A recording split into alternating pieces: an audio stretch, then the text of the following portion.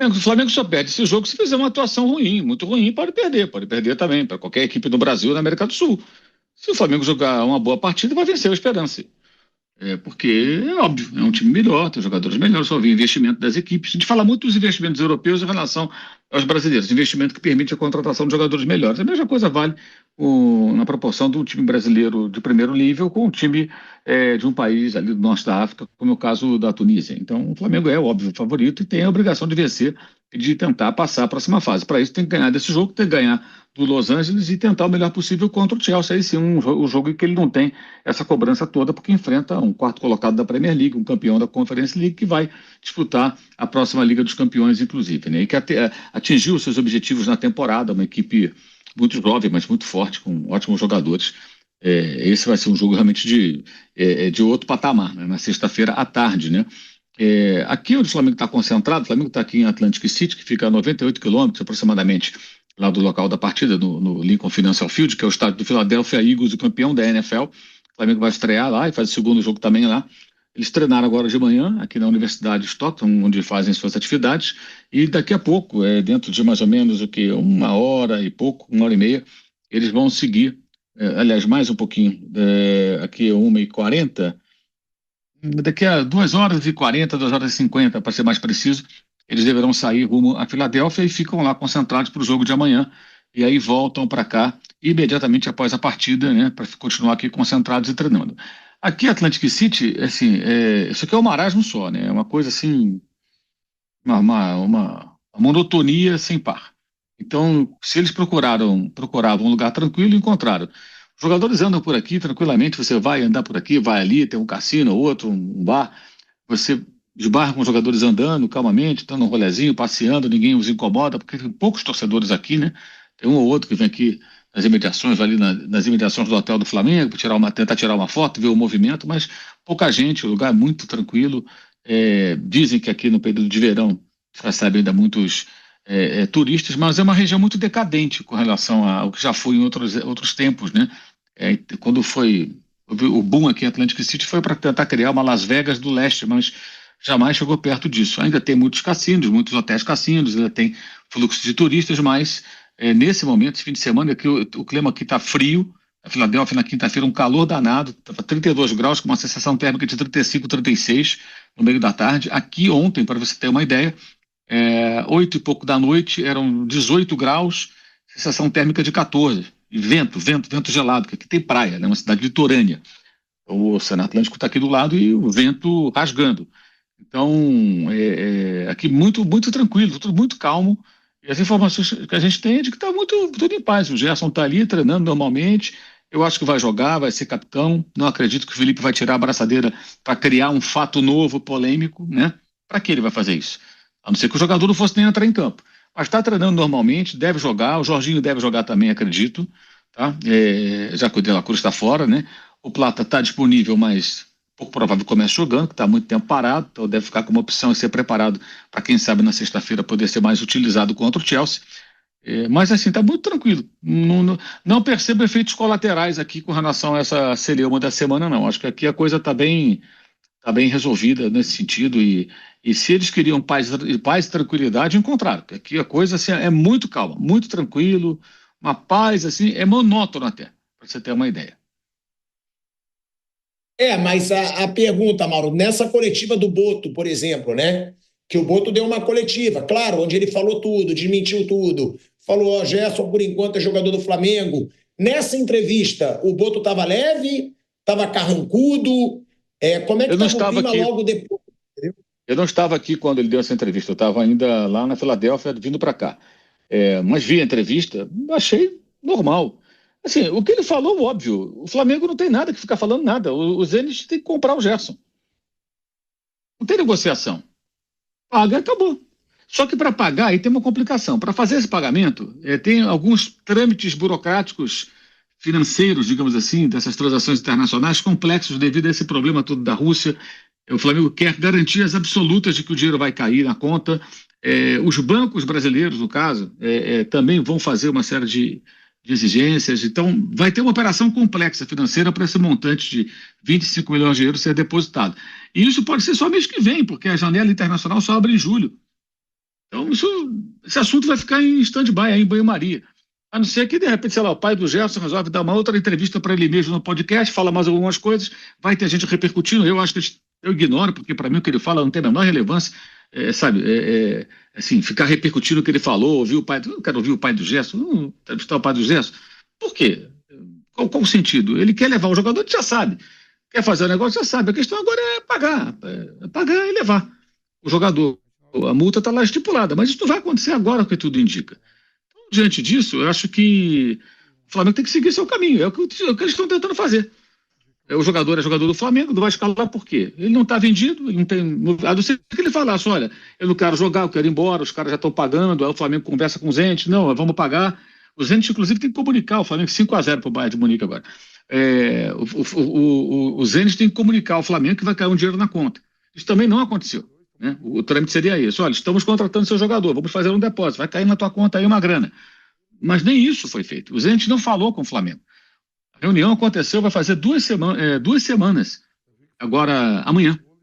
Reunião do Gerson, perdão, o pai do Gerson, representando o pessoal do Zenit online e o Boto. Fizeram uma reunião e tal.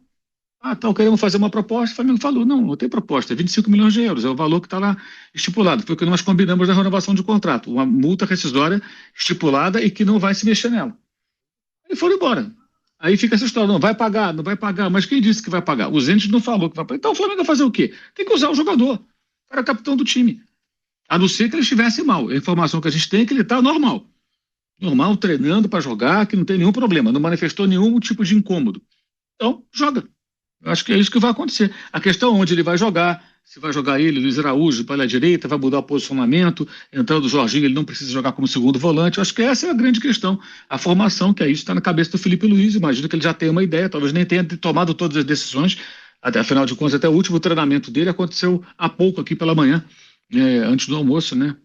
Antes do almoço e em seguida da viagem para a Filadélfia. Então, acho que o assunto Gerson, nesse momento, está parado. Está parado e eu acho que o Flamengo diz que está certo. Vai fazer o quê? Vai ficar requentando a treta? Não faz sentido.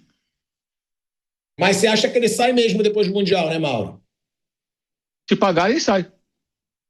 Se pagar, ele sai. Se não pagar, não sai. Bom, o Mauro falou aí dessa situação, que eu vou querer escutar o Vamp, né, sobre esse posicionamento. Agora, Mauro, só para passar para o Vamp, você acha que a escalação provável vai ser qual? Pulgar, Jorginho e Gerson no meio-campo, junto com a Arrascaeta? Sim, a questão é o posicionamento do Gerson, que é minha dúvida. O Jorginho joga no lugar do De La Cruz, entendo que vai ser isso, ao lado do Pulgar, os dois volantes. O Gerson pode jogar pela direita, onde vinha jogando, ou se ele pode colocar o Gerson pela esquerda para abrir espaço para o Luiz Araújo na posição onde ele sai melhor, ou ele pode até fazer uma troca, os dois podem se revezar, variando, movimentando, trocando de posição. Isso a gente vai saber mais adiante. Mas a tendência é jogar o Gerson, jogar o Jorginho, jogar o Pulgar. Aliás, se o Felipe Luiz tem o Jorginho escalar o Everton Araújo, aí ninguém entende mais nada. O cara abriu mão de uma fortuna para poder jogar o Mundial. Um jogador do nível do Jorginho para jogar o Everton Araújo não teria cabimento. Então eu imagino que vai jogar o Jorginho, pelo menos pelo que a gente tentou apurar aqui, a tendência é o Jorginho jogar. Né? Então joga Jorginho, joga Pulga, joga Gerson, Arrascaeta, e aí fica a dúvida: se joga Cebolinha, joga Luiz Araújo, quem é que compõe ali o setor, né?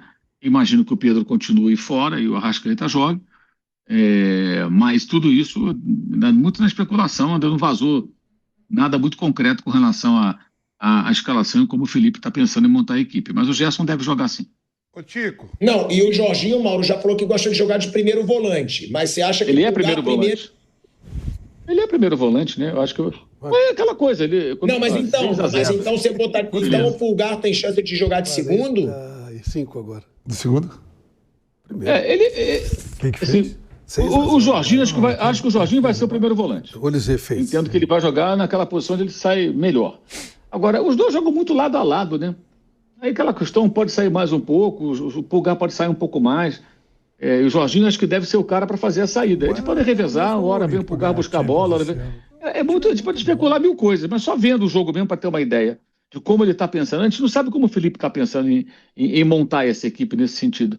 Mas o Jorginho é um primeiro volante, eu imagino que ele vai colocá-lo no habitat dele, que é ser aquele primeiro homem que faz a saída de bola, que vem jogar perto dos zagueiros, que dá muita qualidade na saída. É um jogador melhor que o Pulgar, né, gente? ele faz isso melhor que o Pulgar. Estamos falando de um cara que há 4 anos concorreu ao melhor do mundo, né? Então é um jogador de um outro nível. O Flamengo faz um esforço muito grande para tê-lo. Imagino que você vai tentar explorar o seu potencial ao máximo. E o Pulgar pode jogar um pouco à frente, a gente pode trocar. Vamos ver na hora do jogo, né? Na hora do jogo a gente vai começar a entender o que o Felipe pensou e o que os jogadores estão conseguindo assimilar. E sobre o Jorginho, tem até uma declaração do Léo Ortiz, na entrevista que ele deu logo que chegaram aqui a Atlético City, e ele até fala da facilidade de um jogador do nível dele de se adaptar a uma equipe, especialmente uma equipe que tem um modelo de jogo muito adequado para o seu estilo. Dizendo que é fácil, o cara como ele chega e rapidamente se adapta. E inclusive está bem adaptado com a turma mesmo. Eu mesmo vi ele dando aqui um passeio aqui antes de ontem para a cidade à noite, andando aqui com a turma aqui, dando um rolê aqui, ele, o Pedro, quem mais? O próprio Léo Ortiz, tinha mais alguns jogadores, mais um ou dois jogadores. Aí tá lá a garotada, o Everton Araújo, o Matheus Gonçalves, o Wesley caminhando aqui, olhando as lojas. Eles estão muito à vontade aqui porque tem pouco torcedor aqui. Então os jogadores andam pela rua, não são assediados. São momentos assim de um anonimato que eles não têm no dia a dia no Rio de Janeiro e em outros pontos do país, né? Quando estão no Brasil. Então aqui eles estão podendo até aproveitar um pouco disso porque está muito calmo. Aqui, repito, chega a ser monótono, especialmente com chuva fina e tempo fechado e frio, como está acontecendo no final de semana. É isso, né, Vamp? Eu perguntei para o Mauro porque o Pulgar, ele era sempre foi meio intocável como primeiro volante do Flamengo ali com o Felipe Luiz. E até um bom tempo, né? Só que o Jorginho é craque. Ele é craque da posição. E o Jorginho já falou que ele gosta de ser primeiro volante. Ou seja, por isso que eu perguntei para o Mauro. O Mauro acha que o Jorginho vai ser esse primeiro volante para sair jogando, né? Para receber a bola do Rossi, para criar já ter essa criação. E você já questionou muito, Vamp, até na seleção brasileira, né? A falta de criatividade de meio campos do futebol brasileiro. Cara, o que representa, porque pode ser por pouco tempo, e até por isso que eu lamentei, você ter no meio campo Jorginho, Gerson e Arrascaeta, Vamp. Cara, são 3 jogadores que jogam muito futebol. Eu lamento muito esse fato do Gerson sair agora, porque seria muito bom ver o meio-campo Jorginho, Gerson e Arrascaeta. E pode ser que o torcedor do Flamengo só curta isso nesse Super Mundial, Vamp. O que falar desse meio-campo com a chegada do Jorginho? E outra, você acha que pesa pro Gerson tudo que está acontecendo? Ele pode jogar mal esse Mundial por tudo, ter saído xingado lá no aeroporto, já está vendido. Não, em relação ao Gerson, ele é atleta do Flamengo ainda, não foi paga a multa rescisória, tá lá, ele pode até ter negociado salário, pontos conquistados dentro da liga lá, aqueles bônus tudo que você falou outro dia aqui no programa. Mas a verdade é que ninguém depositou os 25 milhões e o Gerson ainda é atleta do Flamengo. Em relação ao Jorginho, né, você falou aí o meio campo que o Felipe Luiz vai provavelmente dar essa escalação amanhã, né, tem que dar. Pode ser também Pulgar, Jorginho, Gerson, Arrascaeta e mais 2 na frente. A gente não sabe se Bruno Henrique, se Everton Cebolinha, se Luiz Araújo, se Pedro, né? Não faltam opções. O leque é muito grande que o Flamengo tem, tá todo mundo aí. O único aí que tá com problema aí, você acabou de falar, que é o Alexandre, que por sinal jogou muito bem pela seleção brasileira, tem que ser titular mesmo. Não vi ainda lateral esquerdo melhor que ele. Os que vão não representam, não jogaram bem na seleção, né? Outra coisa, Tico, que eu queria também perguntar para o Mauro, que está aí, por exemplo, ontem a abertura do Mundial, a gente estava até falando aqui, né, que eu tenho um amigo chamado Chuchu, que ele comprou o ingresso por $70. Caiu para $22, R$22, e estavam dando para as crianças, que se for uma, podia levar 3, e o estádio ontem na abertura estava lotado, mas um time de Miami, né, e um time egípcio, que tem uma das maiores torcidas do mundo. O Al-Ahly tem uma das maiores torcidas do mundo. E aí no jogo que vai ter aí, é um time brasileiro e um da Tunísia. Se parece que vai ter tanta gente que nem teve na abertura, se tem essas promoções que teve lá em Miami, para, de repente, não ficar um elefante vazio o estádio. A tendência é o estádio não lotar. O estádio é muito grande, comporta 67 mil e tantos torcedores, quase 68 mil. Não se fala muito do Mundial na Filadélfia, você vê alguns cartazes pelas ruas, Mas, evidentemente, não é o esporte que os caras gostam. O estádio fica ali numa espécie de um complexo que reúne também o estádio de beisebol, do time de beisebol, Philadelphia Phillies, e o ginásio do Philadelphia 76ers, né? Que é o time da NBA, o time de basquete profissional da cidade, né? E o estádio onde o Flamengo vai jogar é o estádio do Philadelphia Eagles, que é o time campeão da NFL, né? É um estádio muito grande, inaugurado em 2003, o antigo foi demolido, construído esse estádio, custou mais de $500 milhão, né? Um estádio novo ainda, né? Um estádio de pouco mais de 20 anos, e o jogo vai acontecer nesse estádio que é muito grande. Eu acho que é muito difícil conseguirem encher o estádio, lotar o estádio. O interesse pelo futebol é pequeno na região, é uma das regiões onde o futebol realmente não tem assim tanta dimensão. Eu até comentei isso na quarta-feira, quando cheguei a Filadélfia. Eu fui até o estádio, e o estádio é do lado do estádio de beisebol, né? Eu estranhei porque tinha um movimento enorme de pessoas transitando pela rua. Depois eu fui me informar, tinha acabado de terminar o jogo de beisebol do Philadelphia Phillies contra o Chicago Cubs. Ganharam até de 7-2 e tinha 42.660 torcedores. O jogo começou 1h pouco da tarde. Estádio lotado. Então, assim, público tem, mas não para futebol. Tem para futebol americano, tem para beisebol, tem para basquete, tem para vários esportes, mas o futebol não mexe com os corações dos americanos. E é uma região também que você não tem tantos latinos como na região da Flórida, no caso Miami. É outra história, né? Você vai ter muito mais gente latino-americanos, e aí você tem muito mais pessoas apaixonadas pelo futebol, como eles chamam aqui, o soccer. Então, eu não acredito que lote, e também já escutei relatos de rubro-negros que tiveram os seus ingressos remanejados, de setores lá no alto, distantes do campo, para setores mais próximos do gramado, numa clara tentativa da organização de fazer com que mais pessoas fiquem situados ali mais perto do campo. Quando a televisão focalizar, você vai ter mais público ali, né?